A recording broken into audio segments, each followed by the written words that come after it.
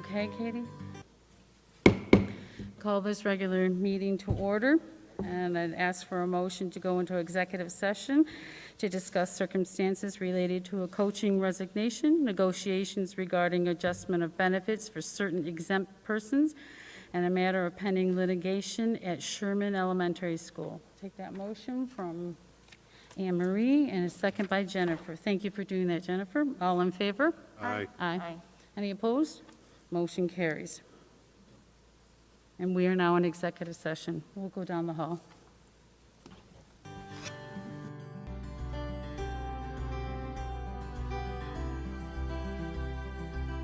I'd like to call our meeting back to order. And if you're willing and able, please stand for the Pledge of Allegiance. The flag is in that back corner on the wall. I pledge allegiance to the flag of the United States of America and to the republic for which it stands, one nation, under God, indivisible, with liberty and justice for all.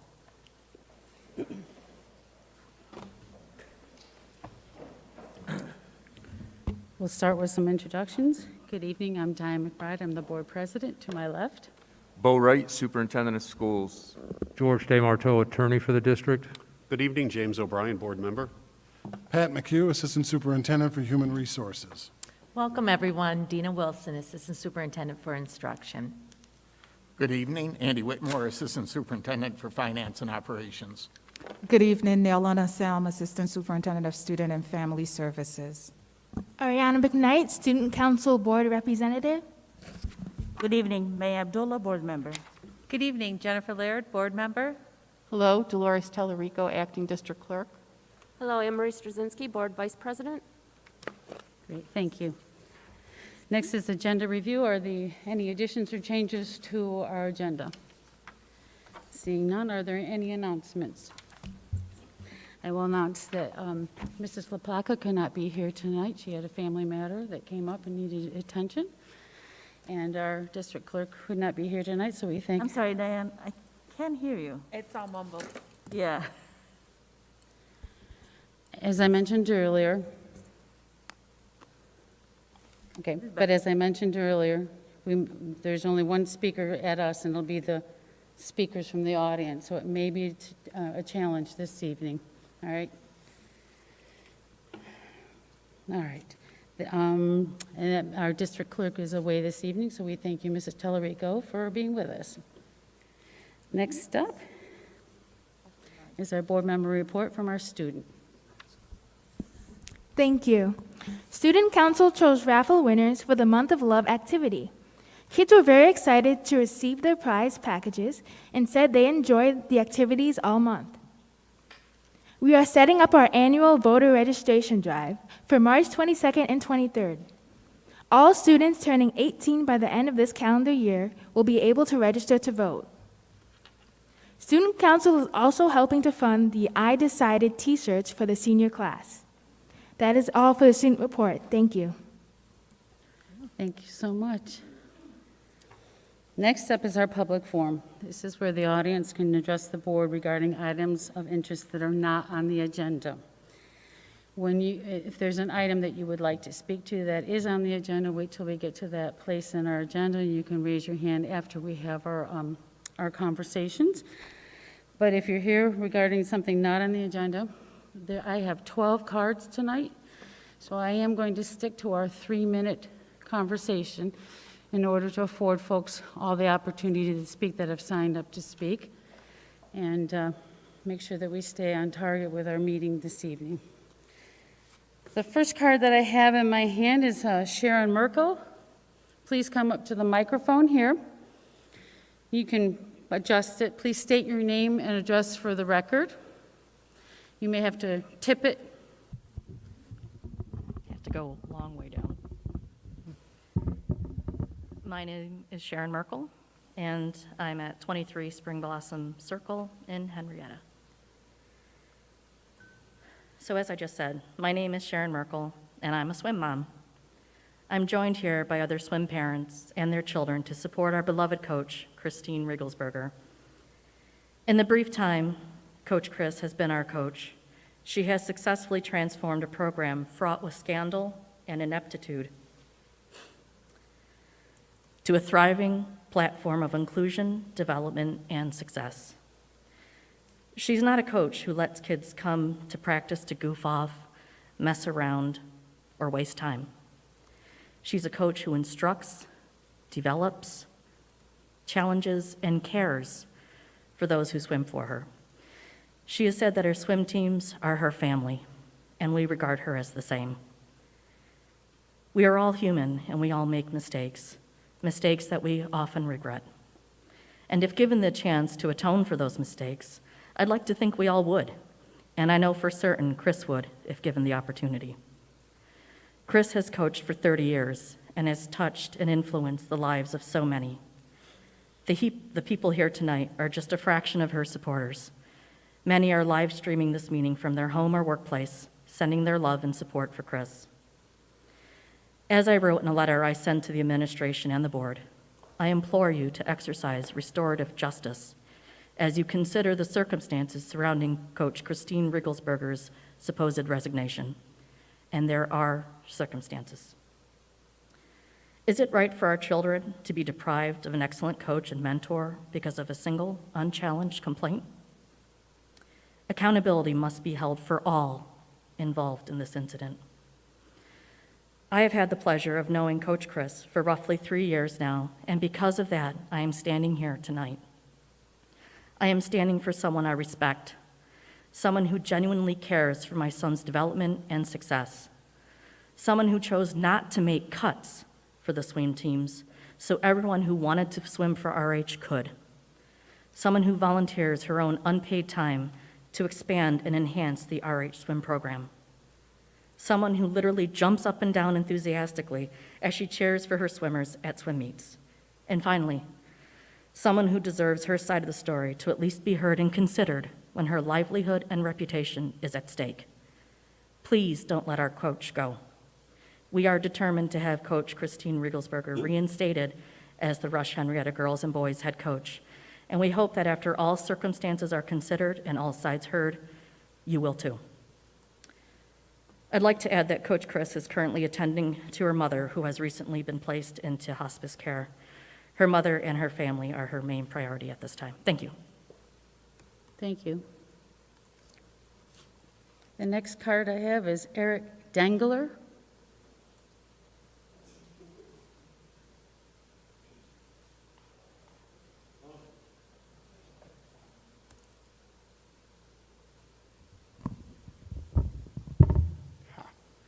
Hi, my name is Eric Dangler. I'm at 60 Overland Trail. I won't use up my whole 3 minutes. I just wanted to show support for my daughter's swim coach.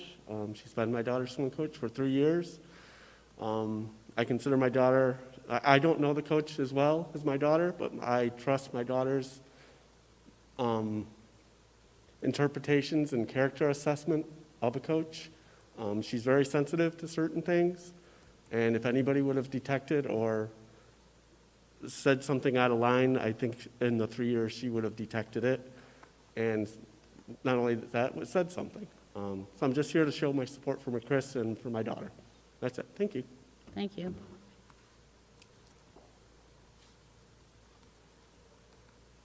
Selena Sierra.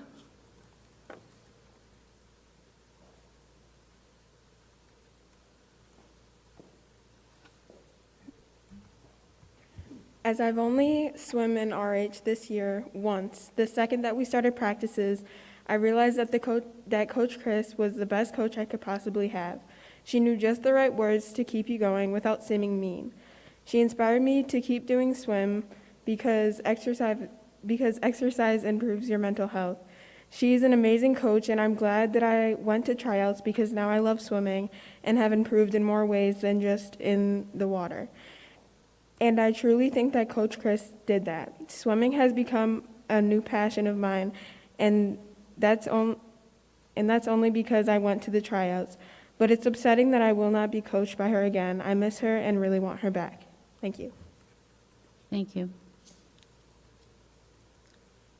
Shannon Bennett. Good evening. My name is Shannon Bennett. I'm at 199 Peakview Drive. I'm a junior at Rush-Henrietta Senior High School.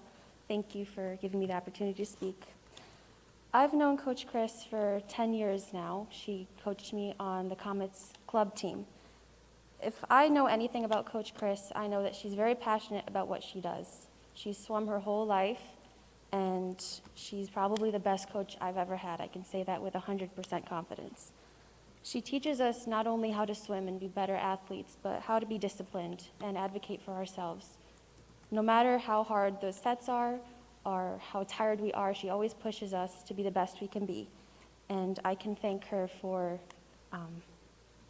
everything that I am as an athlete. She's inclusive of every student, no matter their level of swimming. She pushes everyone and gives everyone the same amount of attention and care that they need, regardless of how good a swimmer they are. I think I can speak for the entire swim team that we need Coach Chris back. We love her and she loves us. As you probably know, the swim program has been through a very difficult career or history. I think it deserves to have a good coach and keep it. Thank you so much. Thank you, Shannon. Next, I have Suzanne Bennett.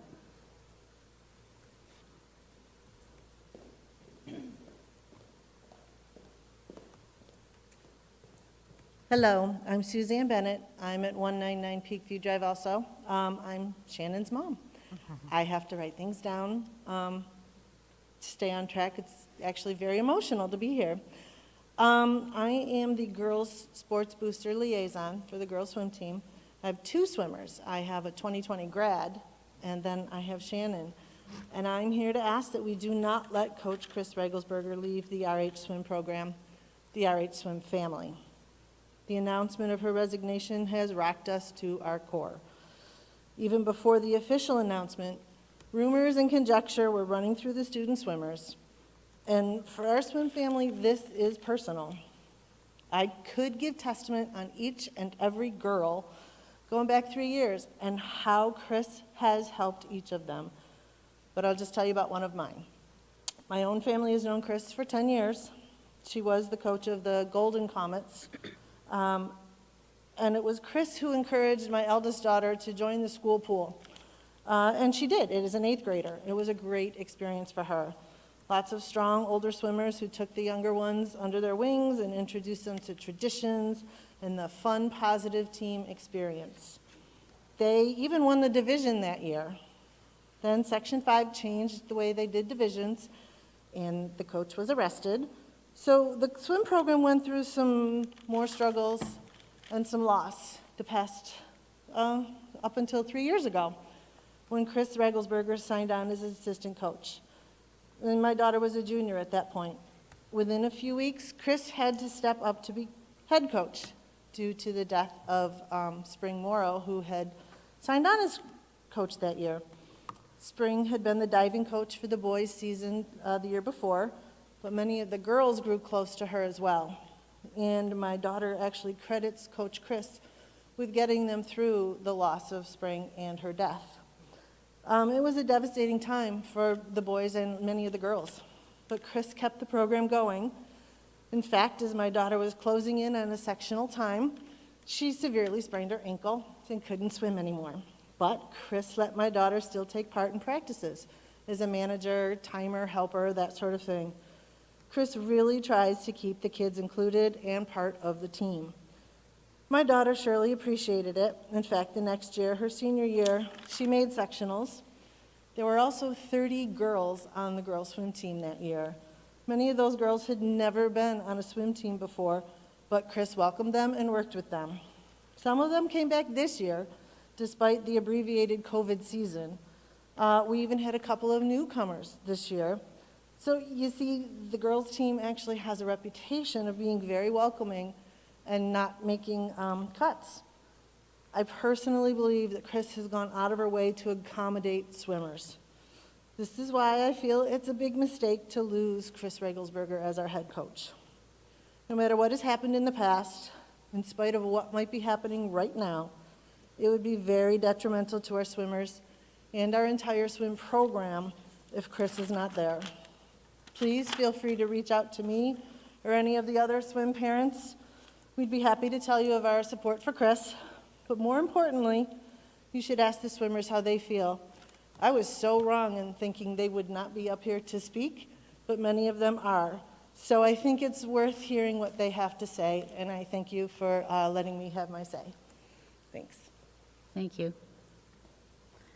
Next card I have is Mark Hager.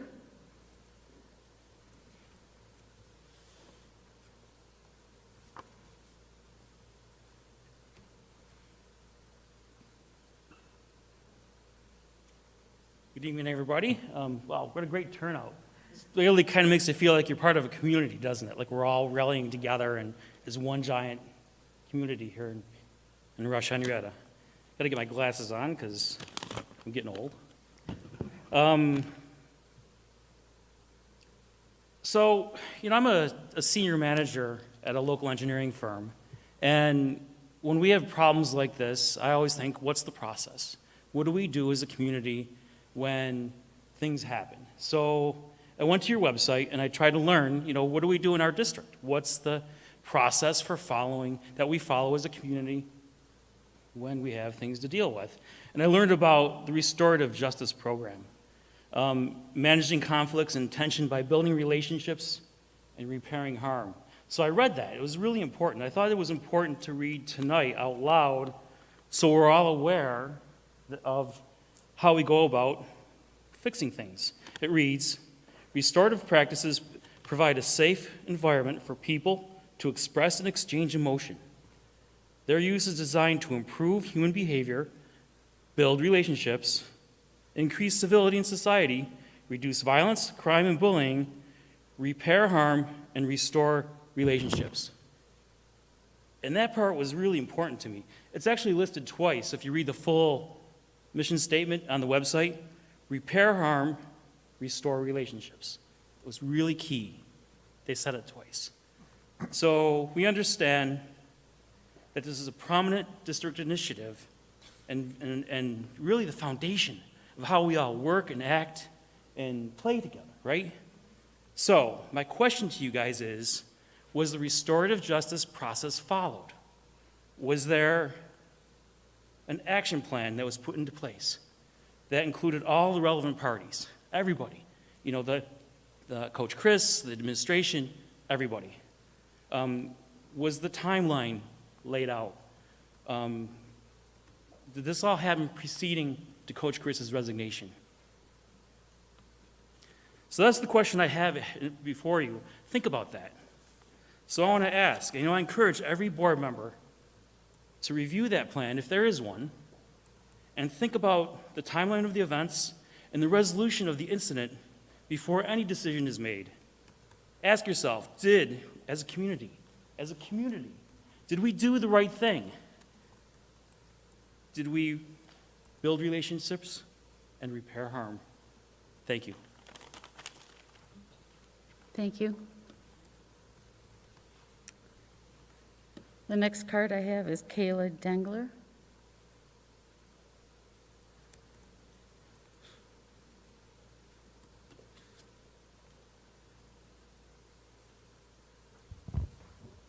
Hello, I'm Kayla Dengler, and I live 1505 Crittenden Road. And I'm one of the team captains for the girls swim and dive team, and I think it's just important to recognize that Coach Chris was more than a coach to a majority of us. She taught us passion, empathy, and much more. She cared so much about everything we were doing, our extracurriculars, our schoolwork, telling us that school comes first and constantly pushing us to reach our goals. She motivated us at the beginning of practice with quotes. She used the star charts when we got a new time or qualified for sectionals and met any of our goals. There's countless more examples to show what she's done for us as a team. But personally, as a diver, the biggest impact that she's made for me is something that Mrs. Bennett actually talked about, and it's when she was our support system after Coach Springmorrow passed away. I know it impacted me and many of the other divers, but she was there, she provided emotional support, she gave us a safe place to talk about our problems, and honestly was just there when we were all at what seemed to be our lowest point. That's something that's extremely important to me, and I'm so glad that she was there to make a difference that I really needed at that time. And when we didn't have a diving coach, she supported me when we went to sectionals, and she was cheering us on. It might not have been our best season because we were all just going through such a tough time, but she was still there when we needed her and was able to make an impact on us. Thank you. Thank you, Kayla.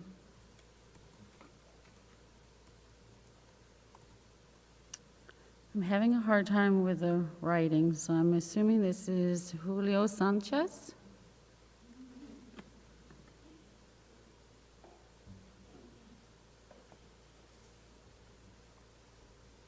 Good evening. Hi, my name is Julio Sanchez, and I am a part of the varsity Rush-Henrietta swim team.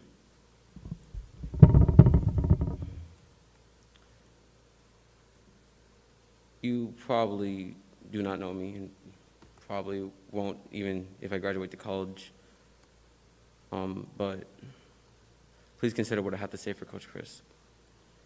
I met her 3 years ago when I just joined the varsity swim team, and when she first talked to us all in the group, I could hear the passion in her voice, the motivation she was giving off, because I could tell she really wanted to improve this team from where we were. And for 3 years straight till now, almost every moment where I was at my lowest, or I could have even been at my highest, or I could have been at my prime moment, she was always there for us. No matter the cost, no matter what time it was. She was always there, and she always supported us in such a way that I was able to improve from, which I'm pretty sure a lot of kids have. In the beginning of the school year, I had a little bit of depression, but Coach Chris was there for me. So when I started swim team again for the season, she showed me that even at your lowest point, you always strive for success. Because even if the end goals seem almost impossible, that you can make them no matter what. And she gave me the goal to become an Olympian. So please bring her back, because she's really improved us whole as a team. Thank you. Thank you. Next card I have is Chelsea Maynard.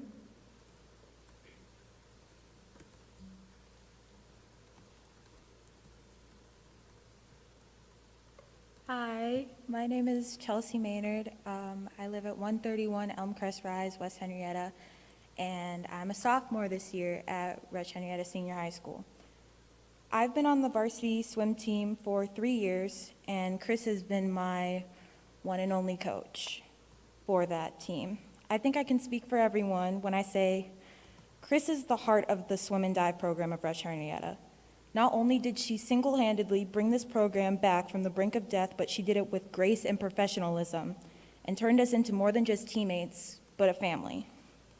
Chris sees a champion in every single one of her swimmers. She sees the greatness in what you could be as opposed to what you are. I remember when I was little and I swam for GCOM, I always saw Chris across the pool, but because I was so young, I couldn't swim for her.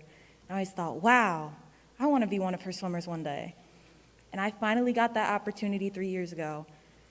And it's one of the best things that's ever happened to me. And she's just amazing in every way. There's no one quite like Chris. She's one of those coaches that treats their athletes like her children. She genuinely cares about all of our progress and how we grow as swimmers and people. And you can't find that anywhere else. She is utterly irreplaceable to everybody in this room. Thank you. Thank you. The next card I have is Natalie Smith.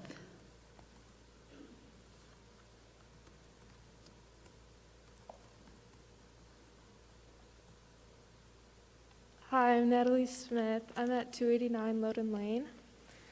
I'm a sophomore at Rush-Henrietta, and I've been with Chris for 3 years now, and I have to say she's the most dedicated coach I've ever had the pleasure of working with. She spends hours perfecting the heat sheets, making our practices, personalizing them to every swimmer, making levels for every single swimmer, just like she really cares about her swimmers, honestly.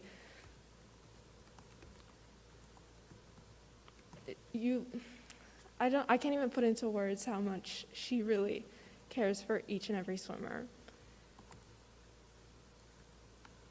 She jumps up and down on the deck while you're doing your race, and that means so much as a swimmer, just to breathe and see her just screaming for you and like rooting for you to do well and get a best time. It would be fatal to lose her. She doesn't make cuts, which every other school does. And that shows just how much she really cares about her swimmers. And she was there for all of us after Coach Spring passed away. And she was really just like a shoulder to cry on.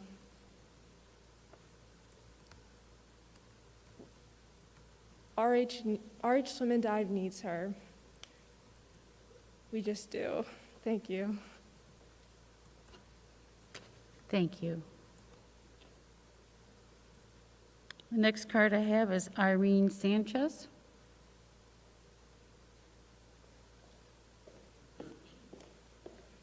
Good evening. My name is Irene Sanchez, 59 Esquire Drive, Rochester, New York, 14623.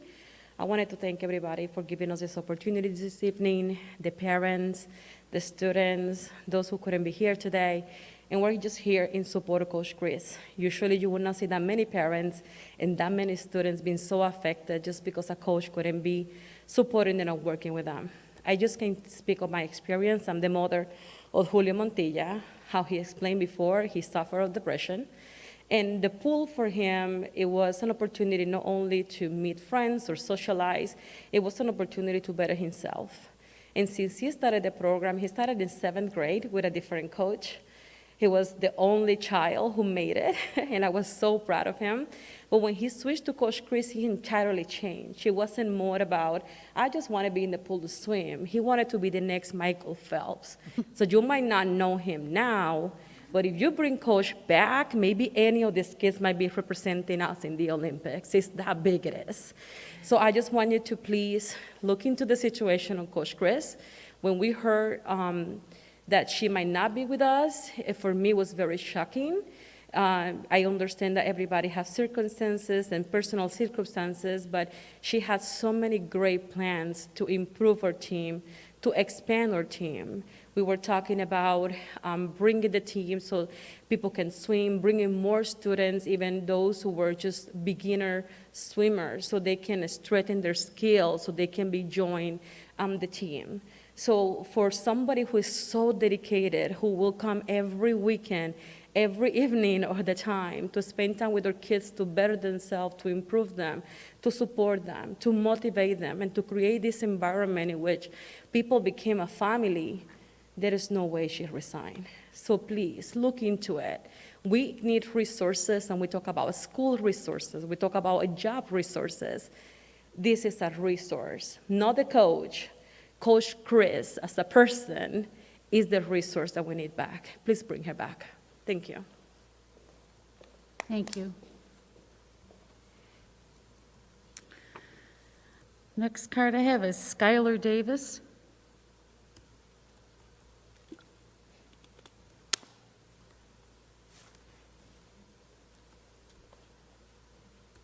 Good evening.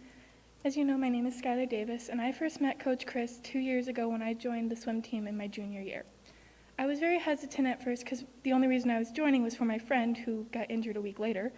But I was nervous because I have not had good relations with coaches for the school district in the past. But the moment I met Coach Chris, I knew that she was like none of the others I had ever met, and she was probably the best coach I would ever meet in my life. She cares about her team, and more than most coaches ever will. She cares about all of her teammates and the people that swim for her like a mother would care for their children. She cares about us mentally and physically and our well-being completely. She's always willing to help us out when we need it and give us pointers and tips. And all she cares about is that we have fun and we can improve to the best we can. Part of the only reason I returned this year for my senior year was because of Coach Chris. She has always been able to help me through harder times, and this year it was needed a lot. She helped me out in a time that was probably one of the darkest times in my entire life, and for that I am in debt to her. I please implore you to bring her back and allow future swimmers of this district to get the chance to have a great coach that Chris is. Thank you. Thank you, Skylar. Is there anyone else that wants to speak this evening during public forum? It could be regarding this matter or other matters that are not on the agenda. Please come up to the microphone, state your name and address for the record, please. Thank you. Sorry, I didn't do a card. I'm Sarah Inley. I'm at 245 Hollybrook Road, and I'm a swim parent, and I'm just inspired to also explain the difference in the culture that Coach Chris brings. An example of this is sometimes there's relay races with swimming, and there's 4 swimmers, and there's been many times where our last swimmer doesn't go in the pool until everybody else's is done. And they are the only one swimming, and they have to swim back and forth 4 times, right? So what I love about Coach Chris and the culture of our team is when that swimmer dives in, there's swimmers lined up along the side of the pool. She is shouting every time they breathe, "Go, go, go." And all of the kids do the same. When the kid ends, they're cheering for them. It is a culture that we have not seen on any other sports team. And my son is an athlete. He plays multiple sports teams. And the pride that he has when he gets a new time, or he made 3 sectional times this year, and I think we did fantastic. We came in 6th, actually, in the region. And I don't know if you know about other swim programs, but they start them out at like this age and have tons of money to throw at it. So the fact that she has turned around this RH team, we don't even have a modified swim program. So, you know, she gets them in high school and gets them to turn around to sectional times and competitive with other schools in the region. She just promotes this feeling of you can do anything, and it's inspiring, and it helps kids learn how to push through difficult times, because the practices are not easy. My son has come home and been like, "I can't move, I don't want to go back," and continues to go back because it feels good to achieve hard things. And that's a lesson he hasn't learned in other places. So I just really want to employ that, yes, she's loved, yes, it feels like family, but the lessons that our kids are learning from her, they aren't learning in other places, and it's needed for success in life and in the pool as well. So we don't want our program to fade away, but we also really want her to drive the program because it's pretty impressive from what we've seen. So thank you. Thank you. Please come up to the microphone. Name and address, please. Becky Herman, 7080 East River Road in Rush. I did not plan to speak, so I don't have anything written out, but I am truly inspired by all of you and by the parents and the students that have spoken tonight, that I just wanted to come up and I echo everything that has been said, all of the sentiments. I have a daughter who graduated. We moved here when she was in 8th grade, and she joined the swim team. And so she has been swimming she swam for 5 years with the team, graduated in 2020, and it really was just, again, a family. I would echo that it was a family and taught life skills, and just again, echo everything that has been said. My son is now in 8th grade and has joined the team and made sectionals as an 8th grader. We were thrilled. And so again, I just wanted again to sort of publicly here say that I support Coach Chris, and I echo what all of the parents and the students said. Thank you. Thank you. Please come up to the microphone. Hi, my name is Sandy Maynard, and my daughter is Chelsea Maynard. I don't want to repeat everything that everyone else has said, although I think it's quite valuable. My question to the board is that I like to ask the question, how many of you folks know Chris? Can anybody raise their hand? Have you ever met her? Anyone?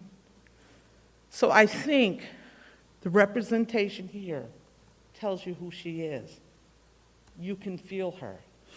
You know who she is.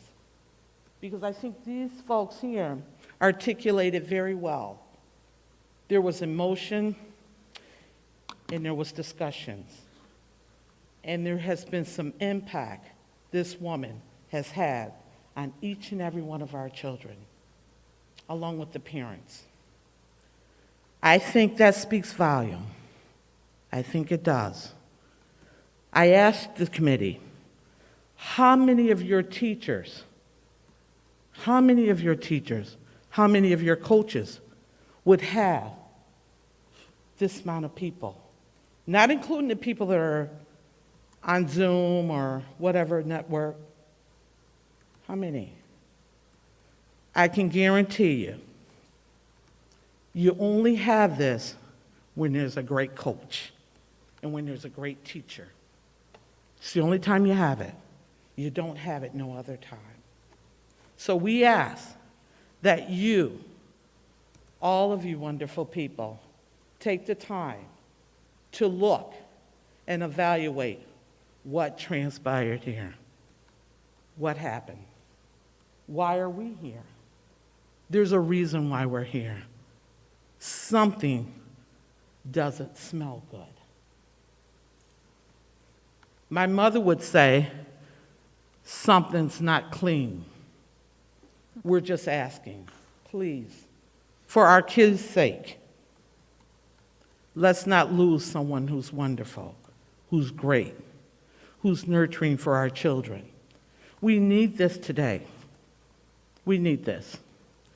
I remember, and I'm going to share this one thing. I remember standing in the, watching the kids swim, and I saw some new students who almost appear as if they were just learning how to swim. And I want to echo one of the parents who just said, she just takes on everyone, anyone. It's not about skills, it's about abilities. She doesn't look at what your deficits are. She looks at what your abilities can be, and that's what she pushes, okay? And so when I watched this child struggling in the water, she was beating the water. She wasn't quite using the strokes, but she was beating the water. Chris had the whole team up cheering her on. That's what one of the parents, you gotta see it for yourself. With her and all the team members of Rush-Henrietta cheering, the entire district of other school districts came out and they cheered. And you know what they said? You have a very passionate team of people. But it stems from the leader, and that's Chris. I just ask you, please, take a look. Thank you.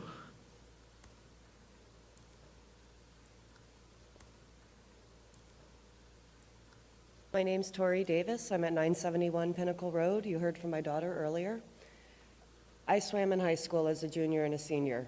I did not have a positive experience like what you've heard from here. I didn't swim for Rush-Henrietta. When my daughter told me she joined the swim team 2 years ago, I was nervous. I knew what it did to me, and I was afraid what it was going to do to her. 3 weeks in, I saw her come out of her shell as a swimmer. She never had training. She learned on her own.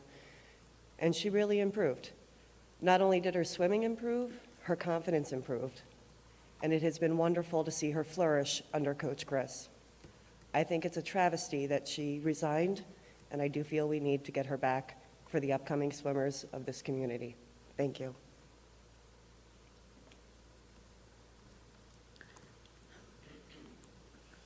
Hello, my name is Carolyn Lewis. I live at 105 Thunder Ridge Drive, Rush, New York. I actually have 2 swimmers on the boys' team, Matthew and Christopher, 7th and 8th graders. I'm standing here as I listen to everything that's been said, and given that the fact that this is Women's History Month, it sounds like with Coach Chris, she's done what many women do in business. She's done so much. You hear all the stories of going above and beyond until there's, and I'm not sure of all the circumstances, but something happens, and then there's this rush to say, you see, she couldn't do it.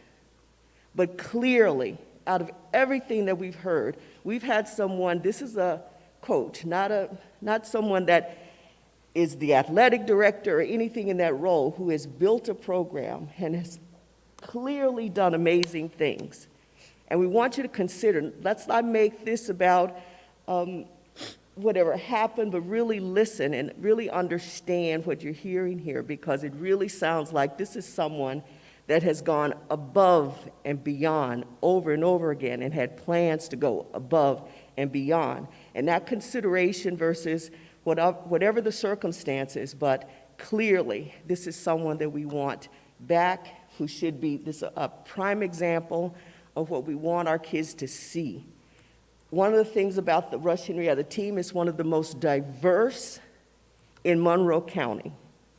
So she's dealing even with everything that goes along with that. So I've known her for years. She's an exceptional person, and I hope that we will really consider bringing her back.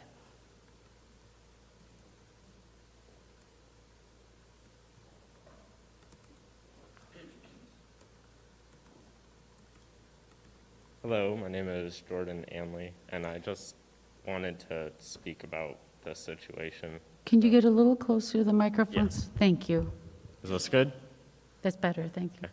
So I just wanted to speak about Coach Chris and how I joined the swim team, because I only joined the swim team as one of my friends started doing it, and I really didn't know anything about swimming at the time.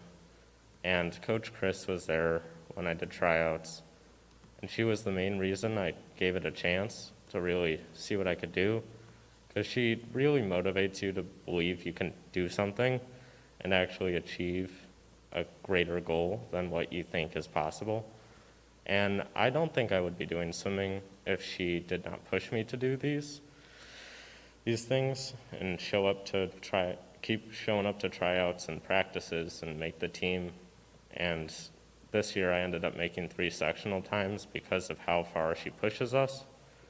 And even though the practices are hard and she pushes you a lot at practice, you always want to come back, because the team morale is better than any team I've ever been on. I've been on soccer teams, lacrosse teams, many teams my whole life, and nothing compares with how great you feel after a swim meet or a practice when you have Coach Chris there.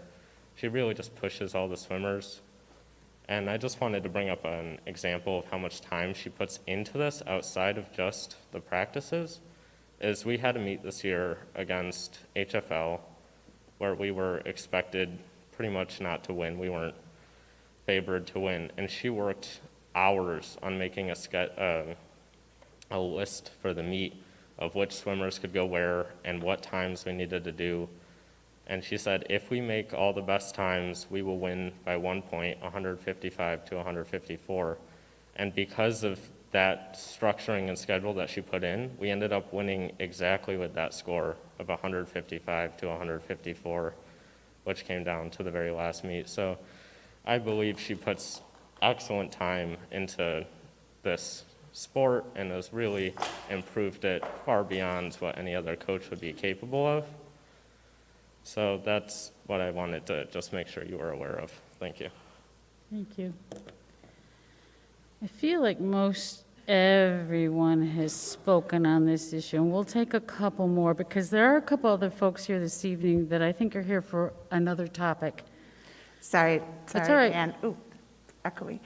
My name is Judy Hager. I live at 765 Telephone Road. I'm both a parent and a teacher in the district. I have two swimmers, one who's a senior this year and one who is a freshman this year, both boys. But I'm also a teacher of English as a new language. And I just wanted to talk about briefly the equity and inclusion drive of the district. Someone mentioned that this is one of the most diverse teams in the district. And I've had two of my ENL students who have excelled on the swim team. My son was cheering one of them on this year, and I asked him after the meet, how were your times? And he said, oh, I didn't do anything spectacular. But the very best part of the meet was when I got to tell Safi, when he looked up, you made sectionals. And this was a child who never had swam before. The other student swam 3 years ago, and he's a senior this year in California. And he asked me, as his former ENL teacher from on the other side of the country, to proofread his essays for his college. And he wanted to try to get in where he could help his family in San Diego. And one of the essays that he wrote was about swimming and about Coach Chris and about how when he was first learning, he finished his race. And the last line of his essay was, I finished my race. I came in last, but I won. I'll leave it with that. Thank you.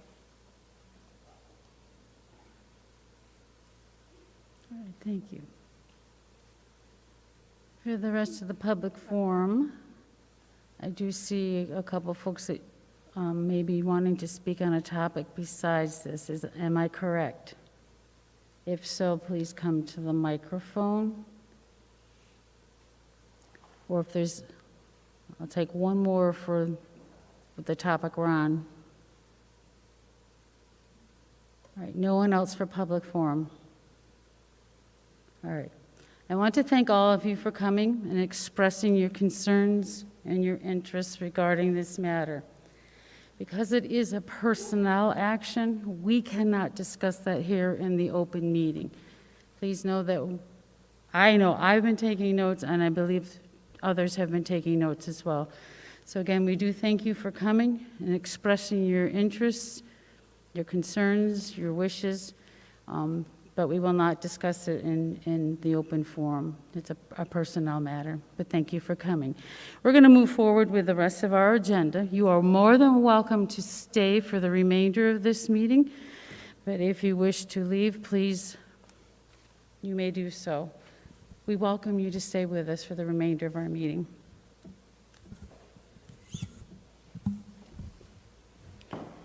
Okay, this brings us to consent agenda items. I think I'll take just a moment and let them take a few steps out.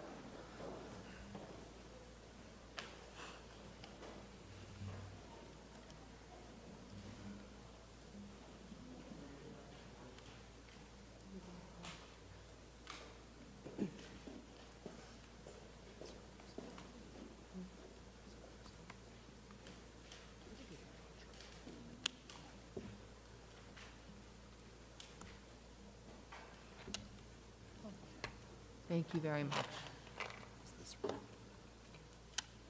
All right. This brings us to item 7 on our agenda, consent agenda items for routine matters, treasurer's report, lease rental of the Calkins Road property, the Arts Alive recognition program, an agreement with Roberts Wesleyan, CSE, CPS recommendations, and our minutes from our last meeting. I will take a motion to approve. I see Mrs. Laird, Mr. O'Brien. All in favor? Aye. Any opposed? Motion carries 5-0. This brings us to item 8, our personnel actions. I'll take a motion to approve. Mrs. Straczynski, Mrs. Abdullah. Any conversation? Okay. All in favor? Aye. Aye. Any opposed? Motion carries 5-0. This brings us to our workshop on the budget development. I'm going to turn it to the superintendent, who I know is going to probably turn it over to Mr. Whitmore. Yeah, we have a brief workshop scheduled tonight to continue our conversation around the budget, specifically around finalizing the tax levy cap, the recommended revenue budget, the recommended expense budget, and the election proposition. So Andy's going to walk us through the specifics on each of those items. All right, thank you. At the last board meeting, we talked about the tax levy cap, and what you see before you tonight is what was submitted to the state controller. It had to be submitted by March 1st. We are within the tax cap. We stayed under the tax cap. And you'll notice the changes in here are per the board's desire at the last meeting to get to a tax rate of about 1.7%. So we did reduce the levy amount by $200,000, and that's reflected here, and with an estimated tax rate of no more than 1.7%. And of course, it's just an estimate because the tax rolls don't come out until May, but with our best estimate, that will be our tax rate, and we commit not to go over. If for some reason the tax rolls aren't in the range that we estimated, we have the ability to adjust our appropriated fund balance to make up for it. Any questions on the tax cap? So the next document is the revenue budget. The only slight changes were on the first page towards the bottom. The real property taxes, we reduced that revenue amount by $200,000 to reflect the levy adjustment in the tax cap. And then we increased the payment in lieu of taxes by $200,000 as the offset. Other than that, the revenue budget remains as it was last time. The next thing in your package was the detailed line item budget, and with your approval, we're getting close to being final. This line item, you saw there's a column for adjustments. The bottom line was increased by $891,000, and those were the three items that we did talk about at the last board meeting. We put in $167,000 for additional BOCES career and technical slots to accommodate the number of students who desire to participate in those programs. We added $307,000 in our BOCES special education costs to reflect our current trend in special ed cost.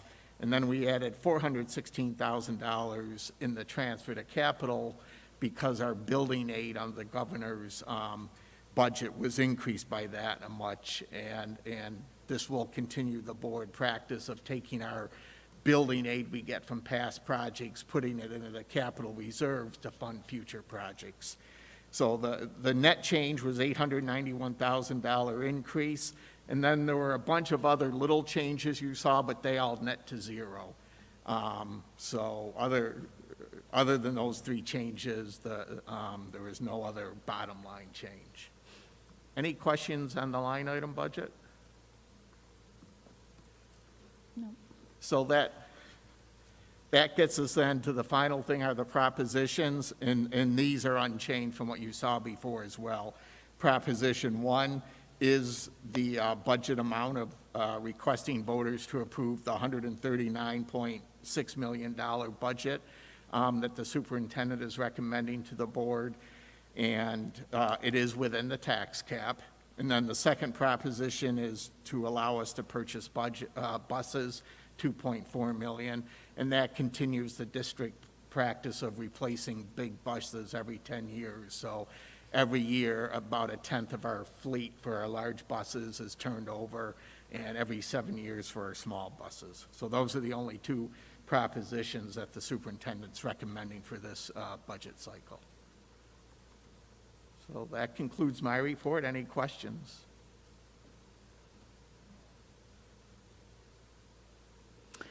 I'm sorry Mrs. LaPlaca isn't here, because she usually has some great ones for you, but. Yeah, she always does, but she's welcome to email them. Yep, absolutely. So now, no action is required of us, but if you have any other questions, be sure to get them to the superintendent or Mr. Whitmore. All right. Seeing no questions, I will move to the superintendent's report. Okay, updates in two areas. One being year-end activities. As I mentioned, we have been awaiting specific guidance from our local Department of Health related to what will be allowed as far as year-end activities go. We did get some information today related to the number of people that will be allowed at those events. Generally speaking, any indoor events at this point will be capped at 100. That could change as the community infection rate continues to decrease. Right now, outdoor activities are allowing up to 200 participants, and in the event that you have an activity that exceeds those numbers, then certain safety measures such as testing may be required. So I think, you know, we are going to be sending communications here in the next week around some of the activities and events that people are wondering about, specifically graduation. I think it's safe to say that our graduation ceremony will again have to be outdoors. I'm pleased to say that I don't expect that we'll have to do 12 ceremonies over 2 days. I think given the numbers where they are, we would probably be looking somewhere in the neighborhood of 6 ceremonies over 2 days. We would probably be looking at the 25th and 26th, Friday and Saturday, tentatively as those ceremony days, with rain dates being on the 27th and 28th, Sunday, Monday. So we'll, you know, there are still some things that are up in the air, but we're going to try to get communication out here in the next week or so around some of the more graduation, but then also the more traditional year-end events that typically are a part of a school closing at the end of the year, specifically those events which are going to impact seniors, because I know that our senior parents are very concerned about that. I also want to give a brief update on reopening at this point. As you've seen with our e-news communications, Rush-Henrietta is moving in that direction. We want to open this spring if we can do it safely, and so we're continuing planning focused around, one, getting furniture out of storage and back into buildings. That will be done by the end of spring break. We surveyed parents today. We started that survey around busing so that we can see, you know, that's one of the obvious barriers during the pandemic is that we can only put a limited number of students on buses. So we asked how many parents will be willing to transport their children or allow them to walk. So that will help us gauge what we can and can't do related to transportation. That survey went out today, and I believe it closes on the 14th. At this point, we are recommending, if we were able to open before the end of the year, 4 days of in-person instruction for 3 reasons. One being that we're still very limited in terms of staffing, and this would allow us a little bit more flexibility with that model. Also, in terms of scheduling, in the event that, you know, there was a spike in cases and we did have to revert back to a hybrid model, which is a distinct possibility with, you know, the variant on the horizon, and we don't know what's going to happen once we put more kids in buildings. So that schedule would allow us to kind of navigate a little bit more seamlessly. And then lastly, Wednesday would give us a day where we could deep clean and continue to provide targeted academic intervention remotely to students on that day. So our recommendation would be, if we were able to open up more fully for the last quarter to go to a model where we would have 4 days of in-person instruction and 1 day of continued remote instruction. I had a really good meeting with the other superintendents in the county today, along with Dr. Mendoza, and I think we're moving toward a much more of a regional approach, which I think is going to be helpful to Monroe County schools, with, collaboration to try and open as long as we can do it safely. I think there will be some subtle differences with what you'll see schools do, given size and physical space and things of that nature. But generally speaking, I was very encouraged by the conversation. I think that you'll see a lot more collaboration with groups like the Finger Lakes Reopening Team, which is a team of medical professionals, to help us navigate sort of the CDC guidance with some of the more regulatory guidance that has come out of the State Department of Health. But right now, we are slowly moving forward in the hopes that we can get kids back more frequently for the last quarter and or roundabout in that vicinity. And I think that that's something that you are going to see regionally is an effort to get students back across the county. Questions, comments? Jennifer. The regional board that's going to be helping with guidelines, are they using what the state has given us, or are they making their own, are they making their own suggestions? So who are you, are we going to follow the state suggestions or the regional suggestions? So right now, probably the clearest pathway to reopening is the CDC guidelines. But again, those aren't regulatory. We have to operate based on the state guidelines. So the idea would be to create a regional proposal where maybe there isn't necessarily clarity, one of them being, say, distancing in classrooms. When the community infection rate or the 7-day rolling average reaches a certain threshold, that there will be adjustment. The recommendation from this group regionally, locally, would be that adjustments are made in terms of distancing requirements when, say, the threshold reaches, say 50 cases per 100,000, and the infection rate is extremely low in our communities and probably even lower in our schools. Okay, thank you. May. Was it, I remember at the beginning of the school year, it was recommended that kids don't ride together, well, like when parents discuss carpooling options. Is that moving forward and seeing that restrictions are more flexible now? Would that something be considered if parents want to carpool together? So I'll be honest.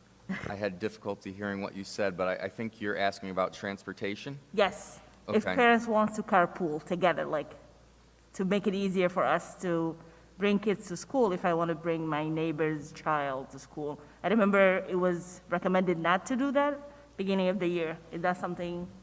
That would be a parental decision or a family decision. If, your neighbors were someone who was in your quote-unquote bubble, then that would be up to you or the parents, making that decision. I think the idea is, again, not to push a reopening when it may not be safe to do so, but the idea would be, the premise of our proposal would be, if the infection rate reaches a certain threshold and the rate is significantly lower than it is right now, and we move into the yellow zone or better, then that we would be able to relax some of the requirements and the recommendations that have been in effect for most of the year around things like the way we transport, distancing in schools and classrooms and things of that nature.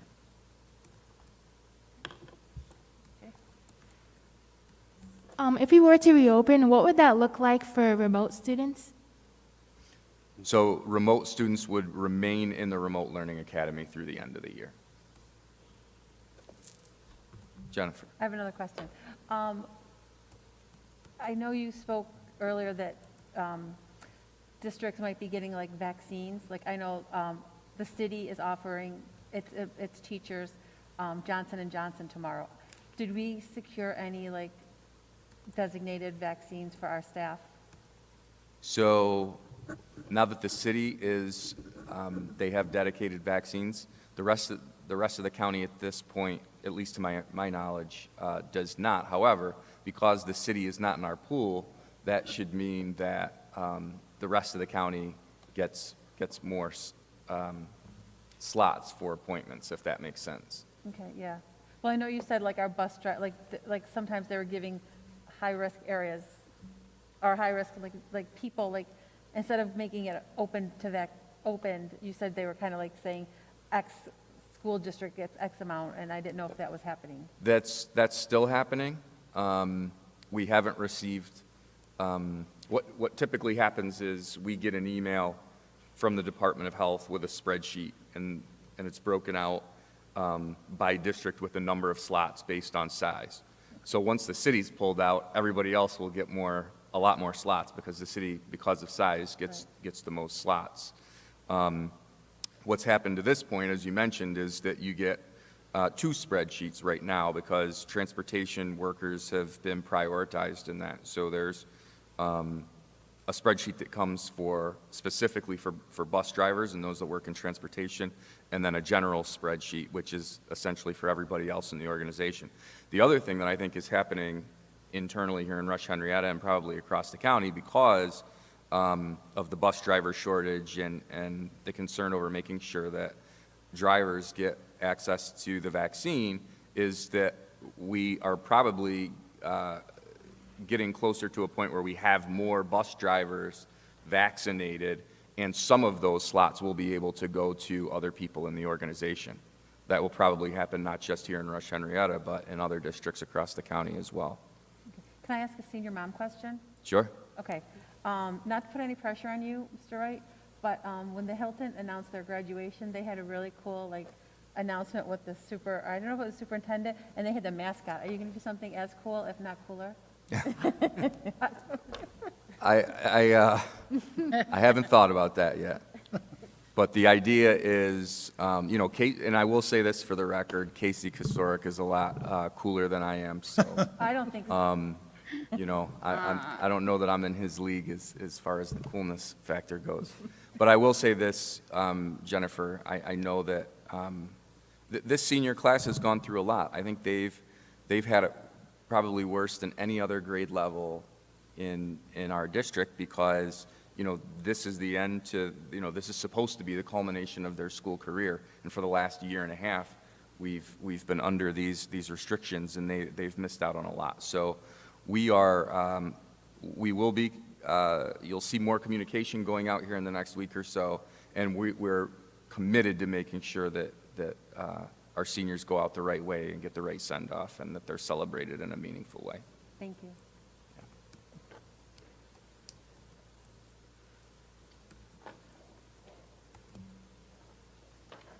Thank you.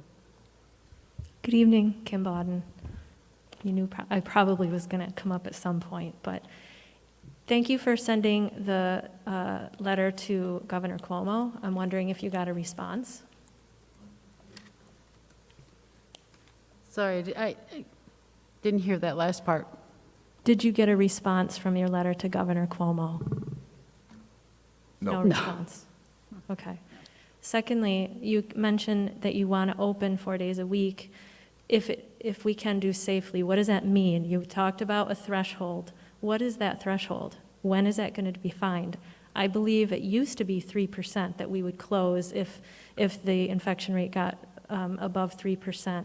That's in the current situation. What is the threshold for reopening? So if we were to use the CDC guidance, then it would be about 50 cases per 100,000 is the 7-day rolling average. And where are we right now? I'm not sure. But it's dramatically declining. I believe right now we're under 100. Yeah, I always go by either the percent infection rate or the who's in the hospital, that rate. So, yeah, I mean, it would be nice to understand what that threshold is. And when Dr. Mendoza had his interview with the Monroe County Legislature, he mentioned that it's important to include not only health officials, but parents as well in this decision. I'm wondering, are you considering, and when you have the superintendent's meeting on a weekly basis with Dr. Mendoza, how are the parents' voices being heard? Well, what I can say is here in Rush-Henrietta, when we reopened in September, we had a reopening task force that included parents. In the event that we're able to reopen, that we would probably revitalize that task force in the weeks leading up to our reopening. Okay, but that's after you make the decision to reopen. We've talked a lot about if it's safe to reopen, but there's been some discussion about it being unsafe for children to be in the situation that they are now. So I'm going to provide you a little bit of information relative to what children have been going through. Now, this was a study by Fair Health. They released a study on the impact of COVID on pediatric mental health. The president of Fair Health says, the COVID-19 pandemic has had a profound impact on mental health, particularly on that of young people. The findings in their report have implications for all those responsible for the care of young people, including providers, parents, educators, policymakers, and payers. So what this study looked at was, it wasn't a survey, it was looking at medical insurance claims. And there were different ages that were studied. The ages I'm mentioning here are ages 13 through 18. The statistics that they cite, they compare March of 19 to March 20, April 19 to April 20, and August 19 for August 20. The claims for students or children at the ages of 13 to 18, self-harm claims, from the difference, the increase from March 19 to March 20 was 90%. From April, 98%. In August 19 to August 20 is over 300%. So that's from March to August, how long we've been in this situation, that self-harm has increased 300% claims. Overdoses, March 19 to March 20, 95%. April, 120%. Substance use disorders, 64% and 62%. Major depressive disorder, 85%. Adjustment disorder, 89%. And the age group from 6 to 12, they didn't give numbers, but they talked about from spring to November 2020, claim lines for obsessive compulsive disorder and tic disorders increased as a percentage of all medical claim lines from their levels in the corresponding months of 2019. When is it unsafe for our children to be home and not in school? We need to be considering things. All we're talking about is we can bring them back when we feel it's safe. It's unsafe for them to be in the current situation that they're in. And all I'm asking is for those things to be considered as much as the COVID. That wasn't a question, it was a comment. I can leave this here with you if you'd like.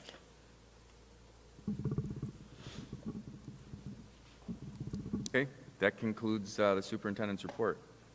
All right, thank you. I'll keep you posted around reopening and those year-end activities.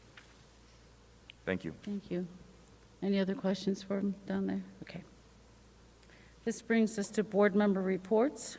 First up is the Monroe County School Board Labor Relations Committee. Thank you, Diane. Yeah, we met on February 24th, and Linda Van Koski was there from BOCES to give a presentation on contract negotiations in light of COVID-19. And she kind of outlined 5 major sort of pillars or areas to consider. The first of which was layoffs. We've talked, I reported on a Labor Relations Committee discussion on layoffs a couple of months ago. I mean, there are really strict guidelines around layoffs, and that was reiterated, and that individual district contracts may include more flexible or generous terms.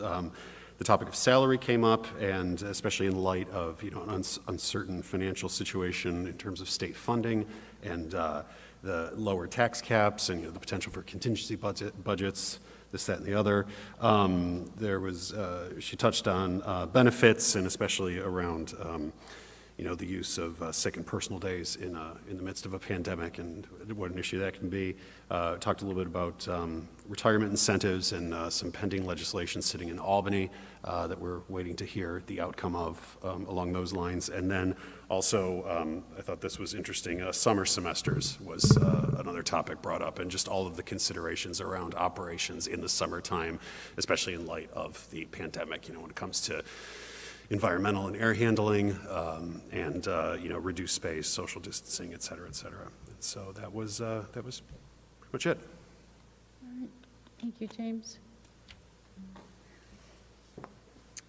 Next would be information exchange, and Nikki covered that one. yeah, I thought so. So we can get that report at the next meeting from her regarding information exchange, unless somebody here else was there.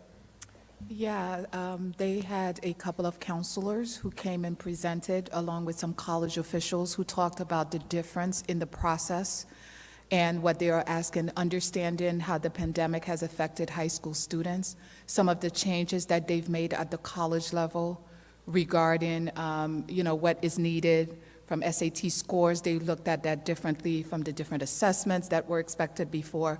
So it was really a well done what they're doing at the high school level, but then all of the changes colleges, whether it's a private college or SUNY, all of the changes that they're making to make sure they take into consideration the COVID pandemic and how it affected students in general. Thank you. Next is the Equity and Inclusion Steering Committee. Both May and I were there. I would say that really we did not have an opening circle because everybody was so eager to be in the work, and that was part of the survey that was put out by the committee, you know, about our work and folks wanting to get right to it, because there are so many of us in that group. So we have 4 different groups that work on welcoming and affirming environment. The second group is high expectations and rigorous instruction. Group 3 is inclusive curriculum and assessment, and the 4th group is professional development, and they're all working on their different areas of priorities, working towards getting the report ready for the board. May, do you have anything you want to add to that?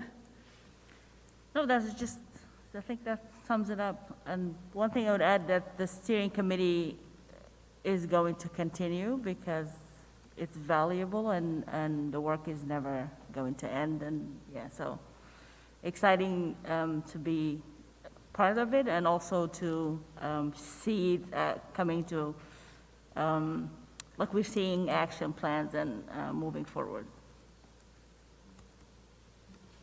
All right. So a lot of good work being done there. The next one is Monroe County School Board Legislative Committee. I did forward you the minutes for that. Sherry Johnson, she had emailed her report because it was quite lengthy, discussing the different areas that she's been advocating on the federal level as well as the state level regarding different pieces of funding, also petitioning about school budget votes, those kinds of information items.